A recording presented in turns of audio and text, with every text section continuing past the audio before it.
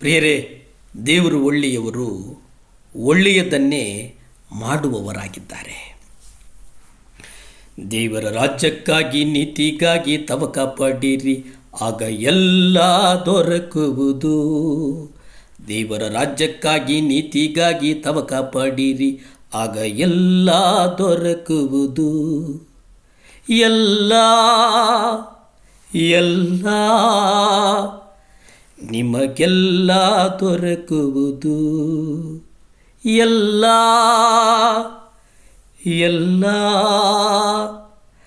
ನಿಮಗೆಲ್ಲ ದೊರಕುವುದು. ಪ್ರಿಯರೇ, ದೇವರ ರಾಜ್ಯಕ್ಕಾಗಿ ನಾವು ತವಕ ಪಡೋಣ. ಅಜ್ಞಾನದಿಂದಲೋ ಮೂರ್ಖದಿಂದಲೋ ನಮ್ಮ ನಡವಳಿಕೆಯಿಂದಲೋ ನಾವು ಕರ್ತನೊಟ್ಟಿಗೆ ಒಂದು ಸಂಬಂಧವನ್ನು ಕಳ್ಕೊಂಡಿರಬಹುದು. ಆದರೆ ಇವತ್ತು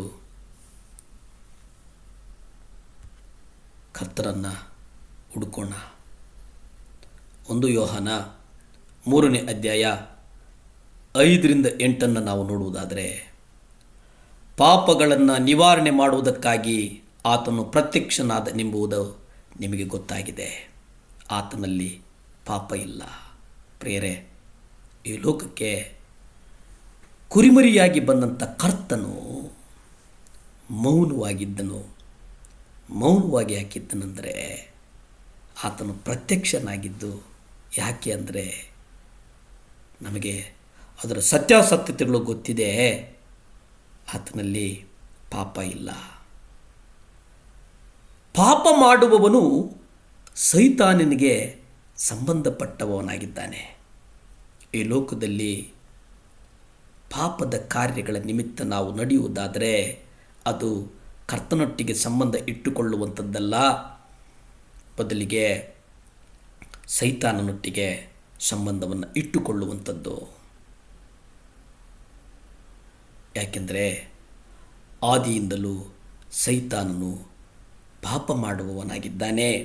ಈ ಲೋಕದ ಪ್ರಾರಂಭದಿಂದಲೂ ಸೈತಾನನು ಅವನು ಪಾಪವನ್ನು ಮಾಡುವವನಾಗಿದ್ದಾನೆ. ಪ್ರಿಯರೇ, ದೇವಕುಮಾರನು ಸೈತಾನನ ಕೆಲಸಗಳನ್ನು ಲಯ ಮಾಡುವುದಕ್ಕೋಸ್ಕರ ಪ್ರತ್ಯಕ್ಷನಾದನು. ಕರ್ತನು ವಿಶೇಷವಾಗಿ ಸೈತಾನನ ಕೆಲಸಗಳನ್ನು ಲಯ ಮಾಡುವುದಕ್ಕೆ, ಬಿಡುಗಡೆ ಮಾಡುವುದಕ್ಕೆ, ಕಟ್ಟುವುದಕ್ಕೆ, ನಾಶ ಮಾಡುವುದಕ್ಕೆ, ಸೈತಾನನ ಕೈಂಕಾರ್ಯಗಳನ್ನು ನಾಶ ಮಾಡುವುದಕ್ಕೋಸ್ಕರ ಕರ್ತನು ಪ್ರತ್ಯಕ್ಷನಾದನು. ಹಾಗಾಗಿ ನೀವು ಕರ್ತನೊಂದಿಗೆ ನಡೆಯಿರಿ, ಕರ್ತನೊಂದಿಗೆ ಮಾತನಾಡಿ, ಕರ್ತನೊಂದಿಗೆ ಒಂದು ಪ್ರೀತಿಯನ್ನು ಇಟ್ಟುಕೊಳ್ಳಿ. ಕರ್ತನು ನಿಮ್ಮನ್ನು ನಿರಾಶೆಗೆ ಒಳಪಡಿಸುವವನಲ್ಲ. ಯಾಕೆಂದರೆ ಕರ್ತನು ನಿಮಗೆ ನಿರೀಕ್ಷೆಯನ್ನು ನೀಡುವಂಥವನು.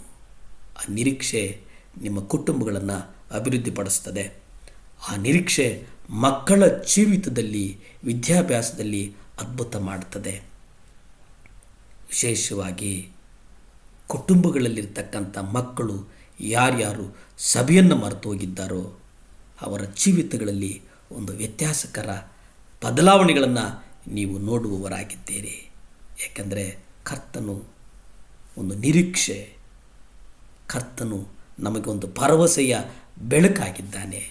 ಕರ್ತನು ನಮ್ಮನ್ನು ಫುಲ್ಫಿಲ್ ಮಾಡುವಂಥವನು, ಧನ್ಯತೆಯ ಕಡೆ ನಡೆಸಿಕೊಂಡು ಹೋಗುವವನು ಎಂಬುದನ್ನು ನೀವು ಮರೆಯಬಾರದು.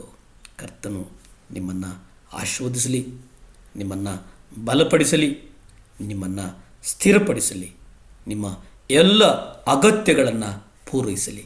ಪ್ರಾರ್ಥಿಸಿಕೊಳ್ಳೋಣ. ಭೂಮಿ ಆಕಾಶಗಳನ್ನು ಉಂಟು ಮಾಡಿದಂಥ ಸರ್ವಶಕ್ತನಾದಂಥ ದೇವರೇ ಸ್ತೋತ್ರಪ್ಪ.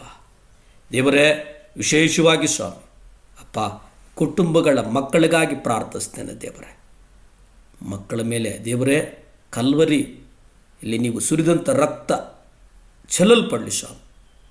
ಆ ಮಕ್ಕಳು ದೇವರೇ ತಂದೆ ತಾಯಿಯ ವಾಕ್ಯಕ್ಕೆ ವಿಧೇಯರಾಗಿ, ವಿದ್ಯಾಭ್ಯಾಸಕ್ಕೆ ಅನುಗುಣವಾಗಿ ಸ್ವಾಮಿ ಒಂದು ವಿಶೇಷ ಜ್ಞಾನದಲ್ಲಿ ನಡೆಯಲಿ ಸ್ವಾಮಿ. ಯಾರ್ಯಾರ ಮಕ್ಕಳು ಸಭೆಗಳನ್ನು ಮರ್ತಿದ್ದಾರೋ ಅವ್ರಿಗಾಗಿ ಬೇಡ್ತೇನೆ, ನೀವು ಅವರ ಹೃದಯಗಳನ್ನು ಪರಿವರ್ತಿಸಿ ನಿಮ್ಮ ರಕ್ತ ಚೆಲ್ಲಲ್ಪಡಲಿ. ಯೇಸುವೇ, ನಿಮ್ಮ ರಕ್ತದಿಂದ ನಿಮ್ಮ ಗಾಯದ ಗುರುತುಗಳು ಮಕ್ಕಳಿಗೆ ಹೃದಯವನ್ನು ಪರಿವರ್ತನೆ ಮಾಡಲಿ. ಮಕ್ಕಳು ಸಭೆಗೆ ಬರಲಿ. ಯೇಸುವಿನ ನಾಮದಲ್ಲಿ ಬೇಡ್ತೇನೆ ಪರಮ ತಂದೆಯೇ, ಆಮೇನ್, ಆಮೇನ್. ಹಲ್ಲೆಲೂಯಾ.